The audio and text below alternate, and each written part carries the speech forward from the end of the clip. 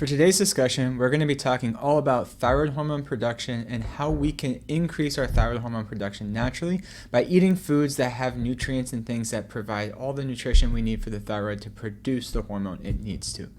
Now, before we can dive into foods that you need to be making sure to incorporate into your diet for normal thyroid health, we've got to first understand how the thyroid produces hormone so that we can understand how to best fuel and feed into that production process. So step one of building the thyroid hormone actually comes from a system of regulation. So it all starts up here in the brain. We've got a hormone in the brain released by the hypothalamus called thyrotropin releasing hormone. And what this does is that signals to another area of the brain called your pituitary. Your pituitary gland is going to release a hormone called thyroid stimulating hormone, or TSH. Now, if you've had issues with the thyroid or struggled with the thyroid in the past, if you've had your doctor run blood work to check the thyroid, it's pretty much a 100% chance that they ran TSH on your blood work. This is the most commonly run thyroid hormone. And unfortunately, it's not actually a thyroid hormone, although it does tell the thyroid to release hormone. TSH is actually produced in the brain. So what will happen is that TSH is going to go to the thyroid. It's going to stimulate and signal the thyroid to release hormone. Now, about 90% of what the thyroid is going to release is a hormone called T4. T4, or thyroxine, is not the active thyroid hormone. So T4 then in areas of your body gets converted into another hormone called T3, or triiodothyronine.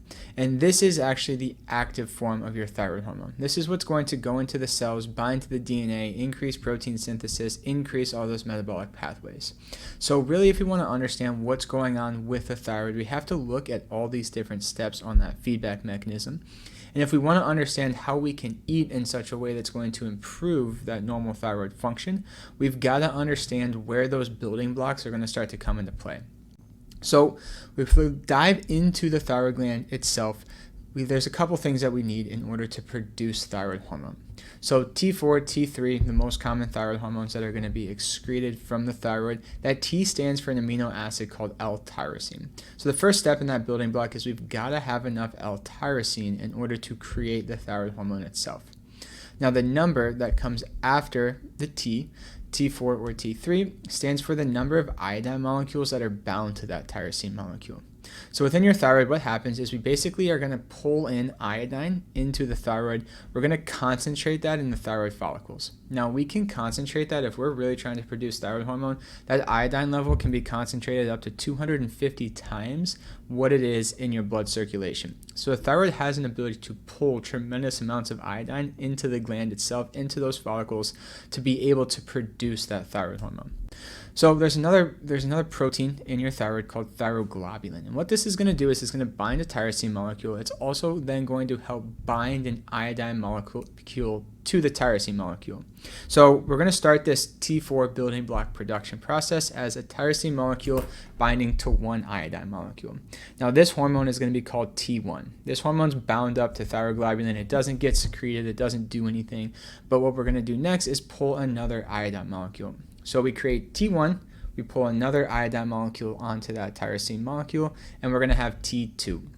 So we've got monoiodothyronine and we've got diiodothyronine, or T1, T2, right? So if we want to get from T1 and T2 to T4, basically what we're going to do is we're going to combine two of those T2 molecules together. That creates T4. Now, T4 is the most common form that's secreted or released from the thyroid itself. This in circulation, it then has another iodine removed from it, and that creates T3. The other thing that can happen is instead of removing this iodine over here, we can remove this iodine, and that creates a hormone called reverse T3, which is an inactivated form of thyroid hormone. Now, the really cool thing about this is that there's an enzyme in your thyroid called thyroid peroxidase, and this is what moves all those iodine molecules around. And when we bind and unbind iodine molecules to that tyrosine, we're going to actually create a lot of free radicals. And those free radicals, kind of like rust on a car, are going to create a lot of damage within the thyroid. So it's a really cool process in the sense that thyroid hormone production is one of the only hormone production pathways that can actually create damage to the body. Now, our bodies are smart. We're not just going to allow all that damage to happen. And so we have another hormone or another set of proteins that can actually scavenge for and clear out all those free radicals. Those are called selenoproteins. And so those selenoproteins are going to require high levels of selenium in order to produce them to protect the thyroid. So there's a couple things that we need here if we're going to look at a nutrition standpoint of how we can protect the thyroid. We've got to have good levels of tyrosine. We've got to have high levels of iodine. We've also got to have high levels of selenium. So where can we get those foods at? So there's a lot of food sources that are very high in those nutrients. So tyrosine, biggest thing that's going to be tyrosine rich is going to be meat, specifically beef, bison. Then we've got pork, chicken, and turkey. All those are going to contain high levels of tyrosine as well. So it's very difficult for vegetarians to get high enough levels of those amino acids L-tyrosine. And so eating meat products is going to be a really beneficial thing that you can do to help increase thyroid hormone production just by helping to make sure that you have all those building blocks. Now, the other thing that has high levels of tyrosine is tofu. Tofu is a soy-based product. I almost never recommend my patients to eat soy-based products. Number one, very high in GMOs. Jury's not quite in on that. I personally don't want to be a science experiment, so I try to stay away from GMO products as much as possible. Soy is also a phytoestrogen, so it can affect your sex hormones as well. And soy does have an effect on your TSH levels. Now, it's unclear how that effect actually takes place or what the extent of that effect is, but soy has been shown to slightly elevate TSH. Elevated TSH is found in hypothyroidism. So if we're trying to eat foods that are going to help us produce thyroid hormone and take us away from a hypothyroid state, we don't want to be eating foods that at the same time have the potential to possibly take us more towards that hypothyroid state. So I recommend staying away from tofu. That should not be your primary source of tyrosine. We should be looking to get that from beef, bison, salmon, turkey, chicken. A lot of those foods are going to be much better. Next thing we have to make sure we have is iodine. Now, iodine is very commonly deficient if we look at a global level. So it's estimated that 90 to 95% of the global population is actually deficient in iodine.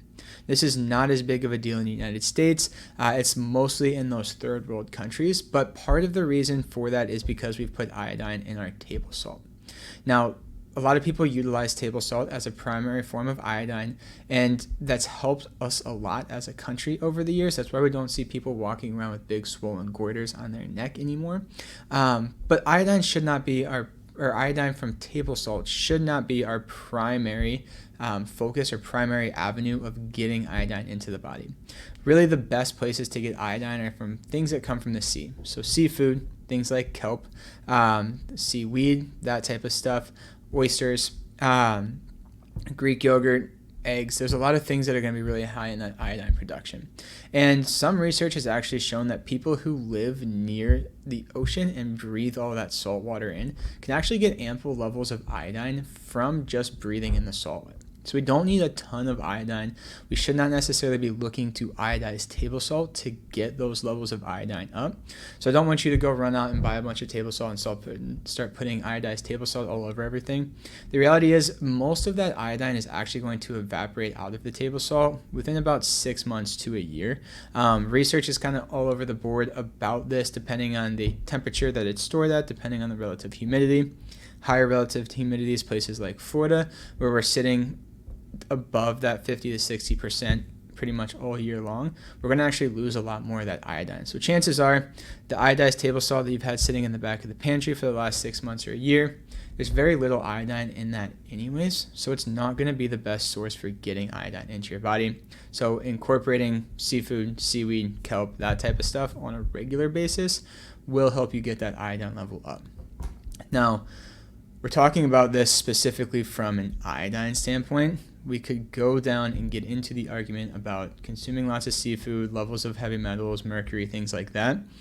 For the purposes of today's discussion, we're simply talking about iodine production, so I don't want to get into that whole other side of it, that other argument with the heavy metals. So for iodine production, seaweed, kelp, seafood, all going to be very high in iodine. You can also get it from things like eggs, Greek yogurt, that type of stuff. Last thing is selenium. And so selenium is very important because it's very thyroprotective, meaning that if we have enough selenium and we can create those selenoproteins within the thyroid, we're going to be able to ward off and protect from any of that damage that happens as we start to increase thyroid hormone production. So selenium, The best place, hands down, to get your selenium from is Brazil nuts. Very commonly known. A lot of people are eating Brazil nuts on a regular basis in an attempt to get that selenium up. Now, about 3 to 4 Brazil nuts on a daily basis is going to get you about as much selenium as you need in your diet. Anywhere from 150 to 200 milligrams a day or micrograms a day is typically a good level for selenium. So if you're supplementing, you can easily supplement that. But again, I always try to encourage people to get their nutrition from food and supplement where you can't get it from food.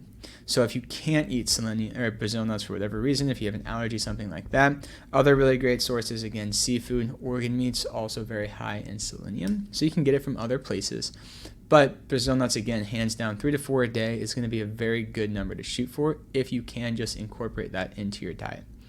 The problem with Brazil nuts is that they're also very high in phytic acid. And phytic acid is an anti-nutrient that's going to actually inhibit the absorption and utilization of other things within your body. One thing that you can do to offset the damage from phytic acid is actually soak the Brazil nuts in water overnight. So it's a lot more complicated to do this. You by no means have to do it, but if you're looking to maximize the benefits and limit the damage that you could potentially have on the body, soaking your Brazil nuts overnight is a really great alternative or option. Just simply throw a handful of those Brazil nuts in water, pull them out the next morning, eat them, good to go. You're going to get your selenium. You're not going to get all that phytic acid. So these 3 things are very important to start increasing in the diet. Now, if you haven't had your thyroid hormone levels tested, while you can potentially benefit from incorporating these in the diet, it's always a good idea to get an understanding of what those hormone levels look like. So talk with your doctor, try to figure out if you can get that blood testing done.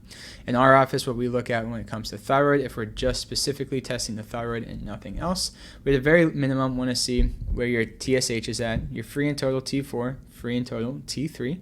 We also look at your reverse T3, your T uptake, thyroid peroxidase, and thyroglobulin antibodies. So we want to know what's going on. That can help us understand if we have a production issue, conversion issue, destruction issue, or interference issue, which I'll get into deeper in other videos here. So stick around, stay tuned for that. If you guys want to learn more about specific thyroid stuff, drop a comment in the comments below. I'd love to get your feedback. I'd love to make videos that you guys want to see. So smash like, subscribe to the channel, stay tuned. My goal is to help put out as much information as I can to help you make informed decisions about your own health so that you can make the best health decisions for you and your family. So take care, follow along, and we'll see you guys on the next one.